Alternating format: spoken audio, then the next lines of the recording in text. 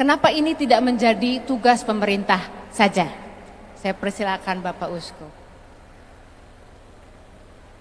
Saya mulai dari Paus Fransiskus yang fotonya ada di depan sana. Mungkin ada di sini.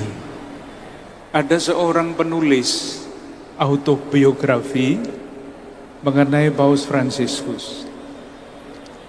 Ketika Paus Fransiskus mulai, penulis itu mengatakan bahwa model kepemimpinan Paus Fransiskus adalah heroic leader, pemimpin yang heroik.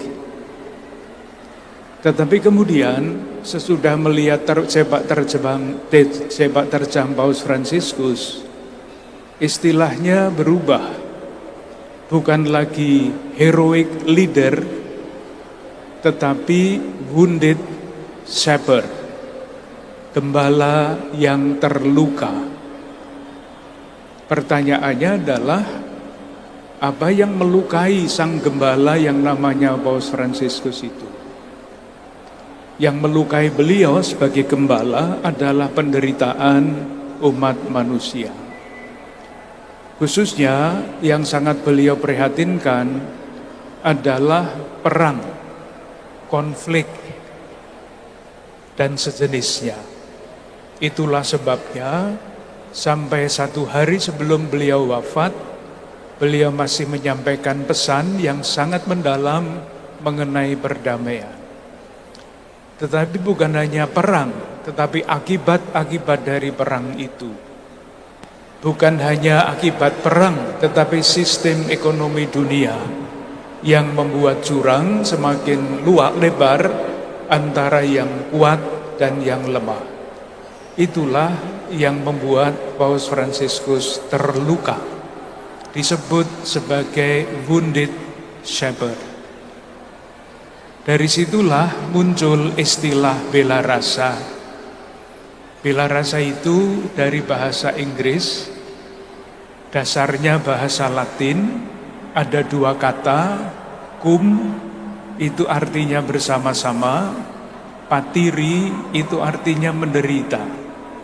Jadi sebetulnya bela rasa tidak menerjemahkan secara utuh kata dasar compassion itu. Tetapi belum ada kata yang lain. Maka dipakai saja kata bela rasa dengan paham itu.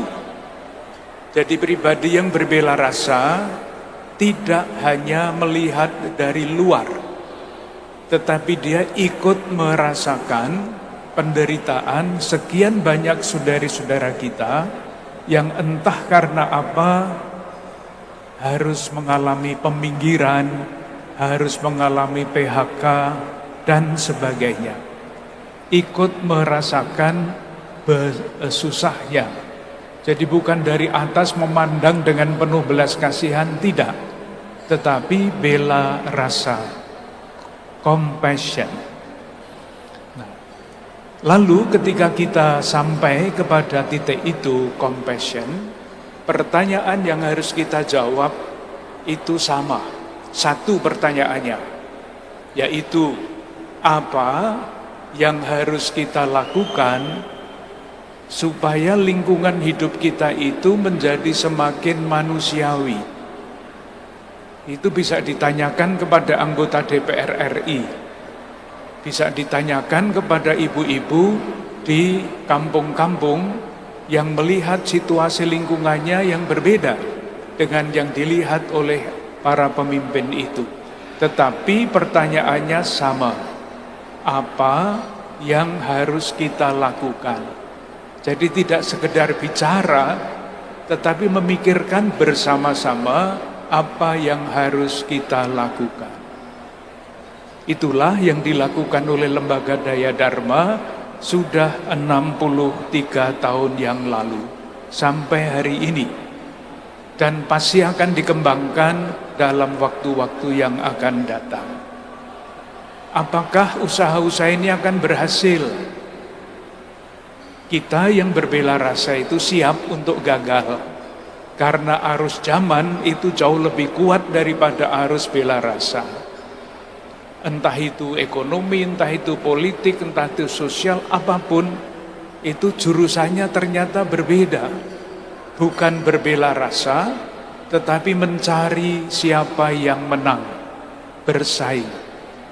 Jadi sebetulnya arus bela rasa itu adalah arus yang melawan arus. Itulah sebabnya, kembali lagi ke Paus Fransiskus,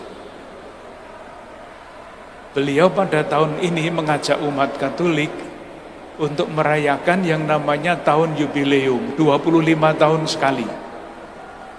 Yang temanya peziarah pengharapan.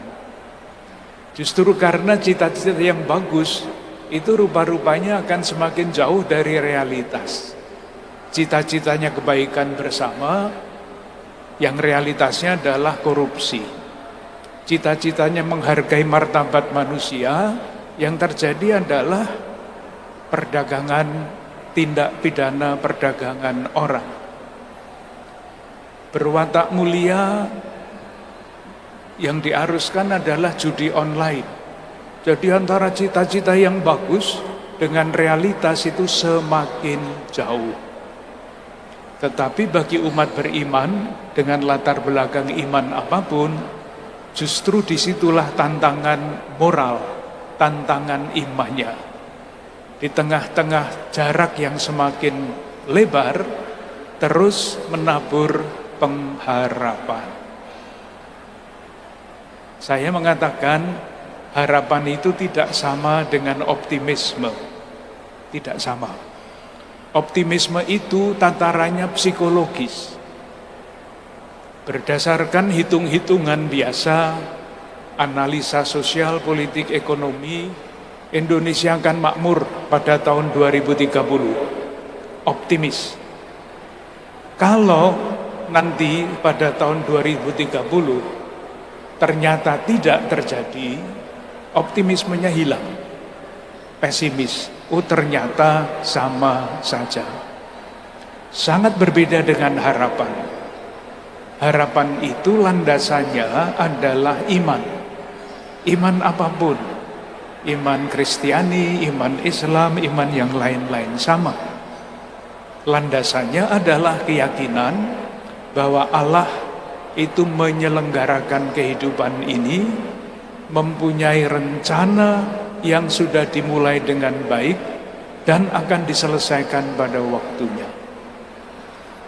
Kalau saya boleh mengutip salah satu ayat kitab suci, mungkin tidak persis pas seperti kata-katanya, harapan itu dapat dilaksanakan atas dasar nasihat ini. Saudara-saudaraku yang terkasih, jangan goyah. Giatlah selalu di dalam pekerjaan Tuhan, karena dalam persatuan dengan Tuhan, jerih payahmu tidak sia-sia.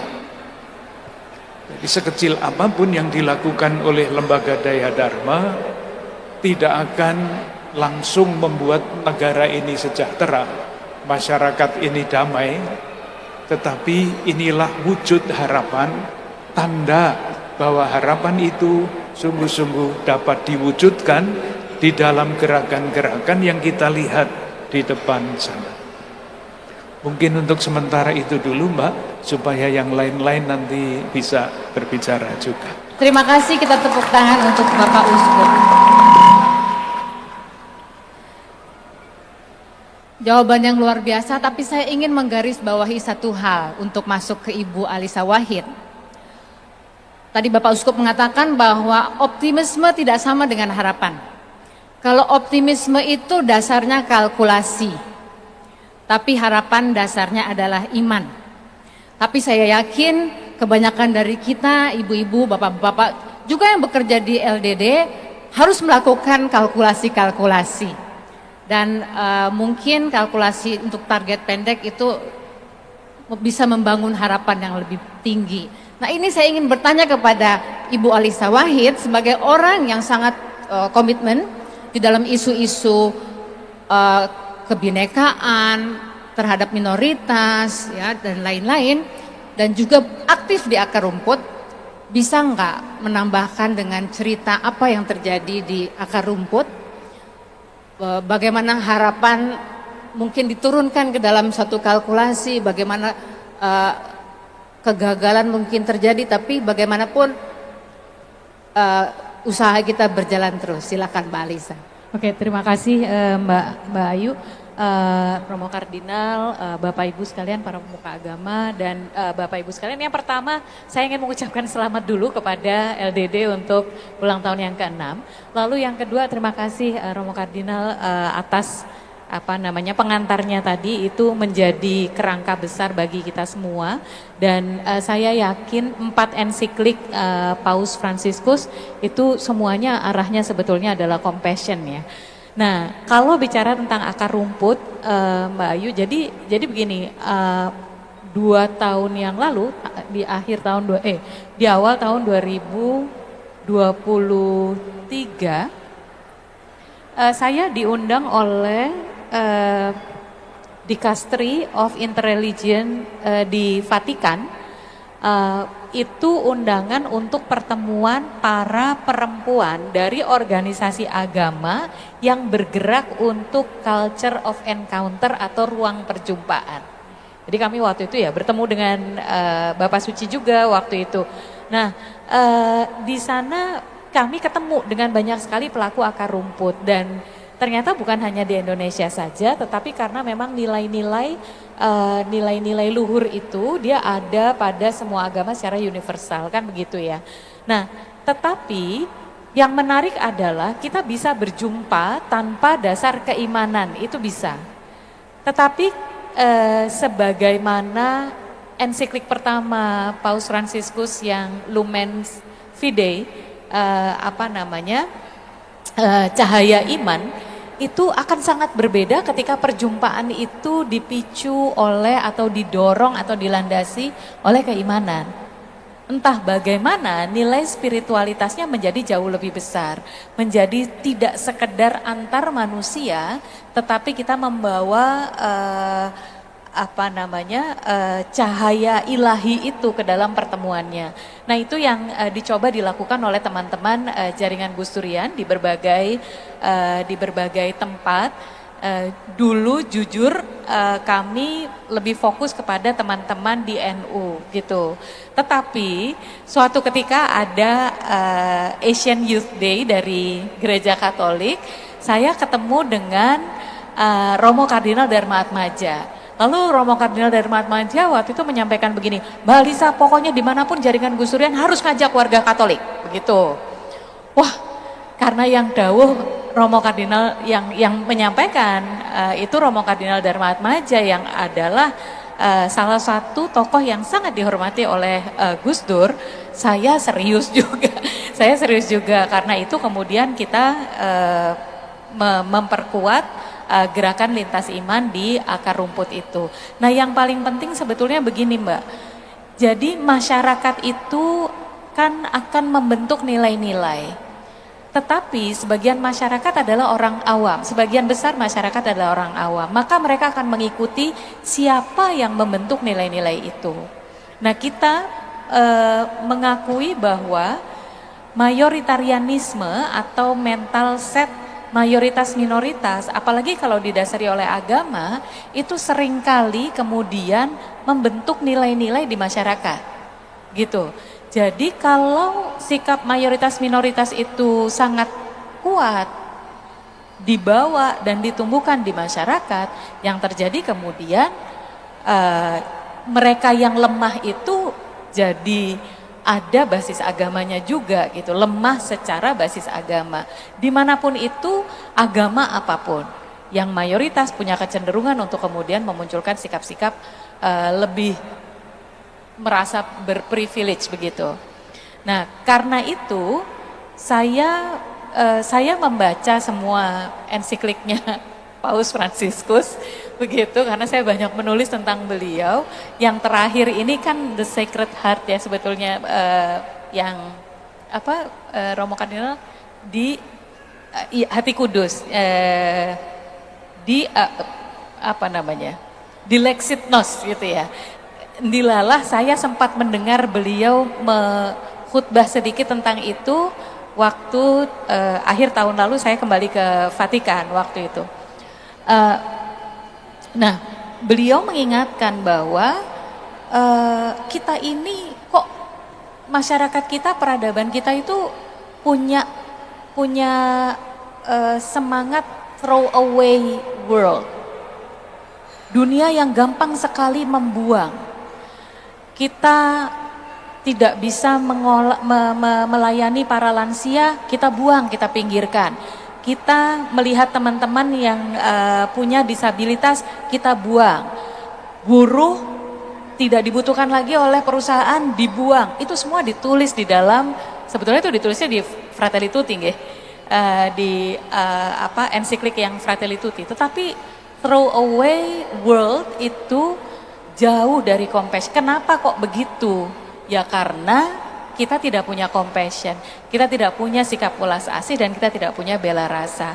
Nah, sekali lagi nilai-nilainya muncul tidak dalam masyarakat, itu PR-nya. Jadi ruang perjumpaannya memang diproduksi atau dibuat, tapi kalau nilai-nilainya tidak ditumbuhkan, ruang perjumpaan itu juga akan hampa. Tapi kalau kita memastikan bahwa nilai-nilai itu ditumbuhkan, maka ruang perjumpaan itu menjadi sarana yang akan merealisasikan begitu. Jadi kalau di dalam dunia muslim itu kan ada keseimbangan hablum minallah, hablum minnanas, hablum minal alam ya. Hubungan dengan Tuhan, hubungan dengan manusia, sesama manusia begitu. Dan hubungan dengan alam.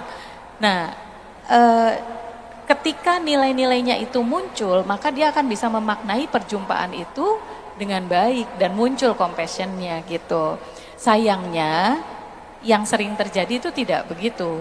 Kita yaitu throwaway society itu. Jadinya semakin kuatlah warga dunia ini hidup dengan sikap menang-menangan, mayoritas minoritas, berkuasa atau tidak berkuasa.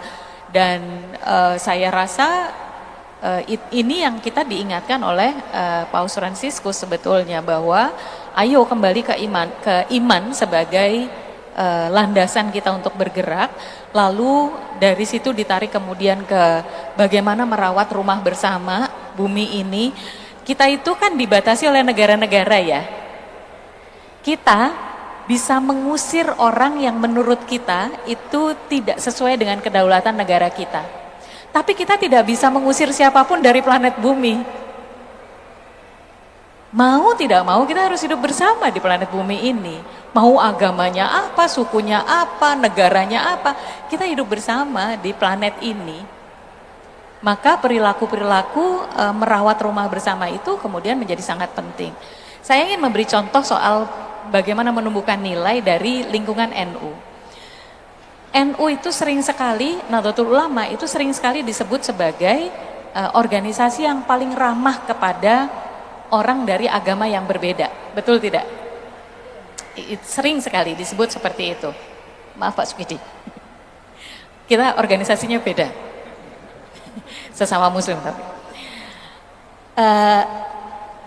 Lalu orang bahkan dari kalangan umat Islam sendiri ada pertanyaan, kenapa orang NU kok lebih ramah dengan orang-orang yang berbeda agama begitu. Tetapi di NU itu ada nilai fondasi, nilai fundamental atau foundational yang kami sebutnya nilai aswaja an-nahdiyah.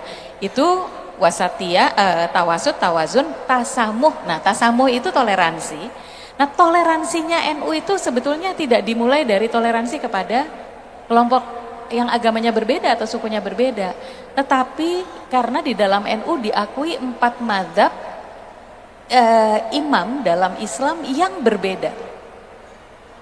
Jadi kita sudah terbiasa dengan perbedaan-perbedaan. Nah, ketika kita terbiasa dengan perbedaan, maka kemudian lebih mudah kita belajar untuk menghormati pihak lain, dan karena itulah warga NU kemudian lebih slow, lebih lebih inklusif, lebih embracing, itu karena ada itu gitu. Nah, ini salah satu contoh bagaimana kita bisa memenangi pertarungan soal nilai-nilai luhur ini, compassion ini, terutama di akar rumput. Begitu Mbak.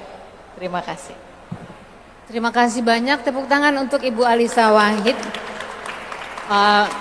Tentu saja kita tahu Ibu Alisa Wahid adalah putri dari Gus Dur yang dikenang oleh saya kira kita semua dan terutama oleh umat Konghucu sebagai orang yang pada masa Konghucu belum diakui itu sangat konsisten. Jadi teladan Gus Dur luar biasa untuk keberagaman kita bersama. Tapi ini menarik karena Ibu Alisa datang dari organisasi Muslim yang besar juga yaitu atau terbesar Nahdlatul Ulama. Sementara kita tahu ada organisasi yang lain yang akan kita dengarkan juga pendapatnya. Tapi saya ingin memberi menggarisbawahi juga presentasi tadi yang sangat menarik buat saya adalah nilai itu harus ditumbuhkan dalam perjumpaan karena kalau tidak menumbuhkan nilai maka perjumpaan itu mungkin kalau bukan sia-sia malah mungkin menghasilkan suatu saling tidak percaya. Jadi saya kira pesannya itu kita memang sering berjumpa dengan orang tapi yang kita harus lihat adalah bagaimana nilai-nilai compassion ditumbuhkan dan dipertukarkan dengan bahasa masing-masing kelompok atau bahasa masing-masing iman dan ideologi kalau mungkin dan saya kira itu mungkin. Nah di sini saya kira juga catatan kedua yang penting saya juga iri pada Ibu Alisa Wahid karena saya hanya melihat Paus Fransiskus dari jauh di Gelora Bung Karno dan saya tidak mendapatkan lambaiannya. Sementara Ibu Alisa Wahid bertemu langsung dengan beliau dan mendapatkan pesan-pesan langsung. Dan Bapak Suci Paus Fransiskus menyampaikan satu pesan yang saya kira tadi diingatkan oleh Ibu Alisa dan sangat penting yaitu bahwa masyarakat modern cenderung atau dikuasai atau didominasi oleh budaya membuang, throw away culture. Ya ini catatan buat kita juga, ini nanti botol-botol minuman itu akan kemana, akan dibuangkah atau akan didaur ulangkah, itu catatan kita untuk barangkali bahkan dalam kehidupan yang paling kecil. Nah kita akan berpindah kepada Bapak Sukidi, seorang pemikir kebinekaan, juga seorang tokoh Muhammadiyah. Jadi dari NU kita loncat ke Muhammadiyah. Tadi Ibu Alisa bilang, NU lebih ramah sama orang Katolik, tapi nggak tahu kalau sama orang Muhammadiyah. Tapi itu kan bercandaan sehari-hari kita. Nah, mungkin nih Pak Sukidi, tadi yang sudah disebutkan oleh Ibu Alisa Wahid sebetulnya adalah bahwa dunia modern yang mungkin adalah dunia yang kapitalis itu membuat kita berada dalam budaya throwaway culture, kita buang orang yang tidak berguna untuk kehidupan pekerjaan kita, untuk target-target kita. Tapi di balik itu mungkin juga kita bisa melihat bahwa dunia modern itu yang sekarang mungkin dikuasai oleh kapitalisme juga bergandengan dengan pemerintahan negara-negara modern. Jadi mungkin Pak Sukidi bisa bercerita atau menggambar kepada kita mengapa dunia modern ini masih menghasilkan orang-orang yang dipinggirkan, orang-orang lemah yang dilemahkan oleh struktur dunia modern itu, dan apa peran kebinekaan dalam semua ini. Bagaimana kebinekaan itu berhubungan dengan ketidakadilan ini, atau bagaimana kesadaran kita mengenai kebinekaan itu bisa membantu dalam bela rasa kita. Silakan Pak Sukidi. Assalamualaikum warahmatullahi wabarakatuh. Bapak Kardinal Suharyo dan keluarga besar Katolik yang saya muliakan, seluruh peserta yang hadir yang amat sangat saya cintai. Pertama dan utama tentu rasa syukur dan terima kasih kita hadir dalam suasana yang insya Allah selalu dalam spirit bela rasa. Kita ingin menempatkan bela rasa ini sebagai panggilan keimanan dan sekaligus sebagai panggilan keindonesiaan. Sebagai panggilan keimanan, bela rasa ini adalah satu ikhtiar mulia untuk kita semuanya, meneladani pertama dan utama dalam tradisi Katolik adalah Yesus sebagai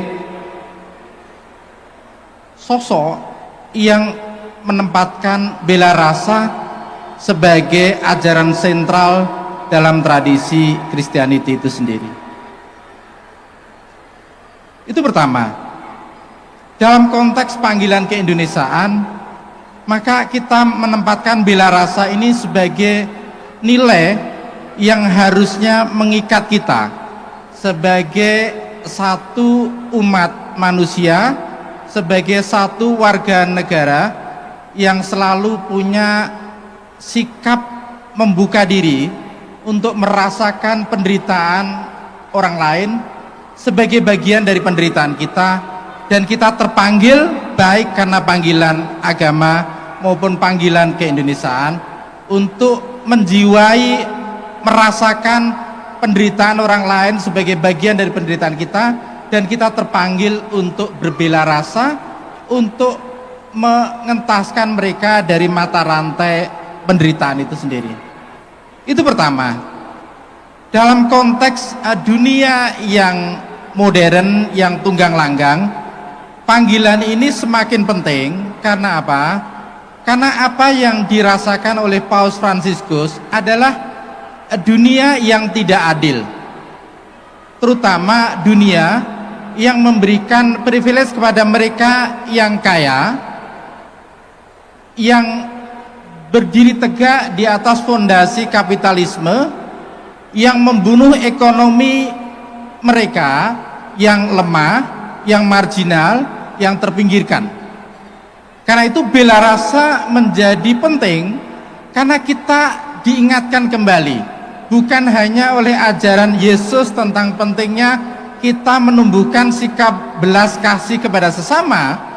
Belas kasih bukan karena kasihan, belas kasih karena keterpanggilan iman kita untuk terlibat, apa yang oleh Bapak Kardinal sebut sebagai engage faith, engage spirituality, iman dan spiritualitas yang terlibat terhadap kemanusiaan yang timpang.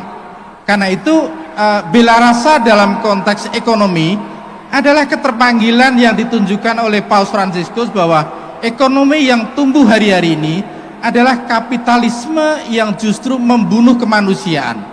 The economy that kills, kata Paus Fransiskus.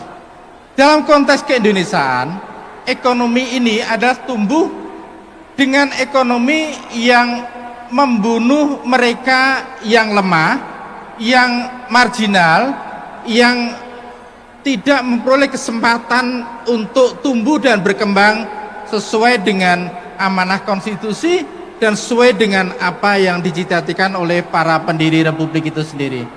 Karena itu yang kedua, bela rasa dalam konteks ekonomi, Mbak Ayu Tami, saya kira kita harus terpanggil untuk merasakan dan berpihak kepada mereka yang tidak seberuntung kita, dan memberdayakan mereka untuk tumbuh dan berkembang agar mereka memperoleh keadilan sesuai dengan mandat konstitusi itu sendiri, keadilan sosial bagi seluruh rakyat Indonesia.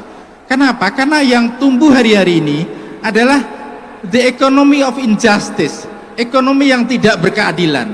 Sementara yang diamanakan oleh Paus Fransiskus, yang diperjuangkan oleh Bapak Kardinal, yang diperjuangkan oleh keluarga besar bukan hanya Katolik tapi kita semuanya, keluarga besar Islam, Protestan, Hindu, Buddha, adalah ekonomi yang memberikan keadilan kepada mereka yang terpinggirkan selama hampir 80 tahun kita merdeka itu sendiri.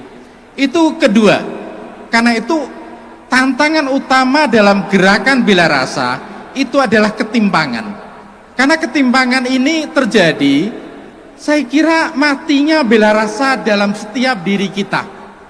Ketika kita menyaksikan mereka yang meninggal itu bukan karena satu dan lain hal, tapi karena kita tidak peduli pada mereka. Dan saya kira gerakan bela rasa ini adalah gerakan bersama untuk mengingatkan kembali bahwa mimpi Paus Fransiskus dan mimpi para pendiri Republik sedang berada di simpang jalan. Apa mimpi Paus Fransiskus? Adalah apa yang dia sebut sebagai co-prosperity, kemakmuran bersama. Ini sejalan dengan apa yang dipidatokan oleh Bung Karno pada pidato 1 Juni 1945. Saudara-saudara, apakah kita hendak mendirikan Indonesia merdeka di mana kaum kapital merajalela, atau kita hendak mendirikan Indonesia merdeka di mana rakyat bersama sejahtera?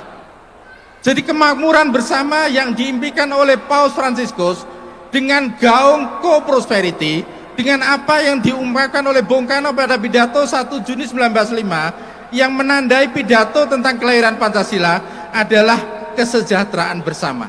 Kesejahteraan bersama inilah yang jauh dari genggaman Indonesia Raya dan menjadi tanggung jawab kita umat beragama agar terpanggil untuk mewujudkan bukan hanya cita-cita Paus Fransiskus, tapi juga cita-cita para pendiri Republik itu. Itu kedua, tentang pentingnya kita terpanggil untuk mewujudkan kesejahteraan bersama sebagai tujuan utama kita merdeka, sebagai tujuan utama kita beragama, baik beragama dalam konteks Katolik, dalam konteks Protestan, maupun dalam konteks Islam, dan dalam konteks agama-agama. Agama-agama harus dikembalikan pada pusat spiritualitas sebagai ujian terpenting dalam konteks bahwa beragama yang benar adalah beragama yang disertai dengan bela rasa, dengan sikap empati, dengan sikap peduli kasih kepada mereka yang terpinggirkan. Kalau beragama kita menjauhkan kita untuk berbela rasa, pasti agama dan sikap beragama yang salah.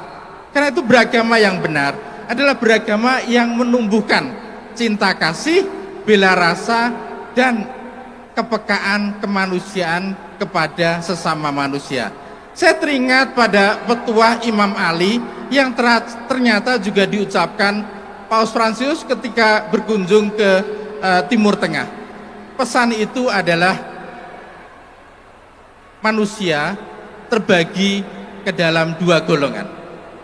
Mereka yang seiman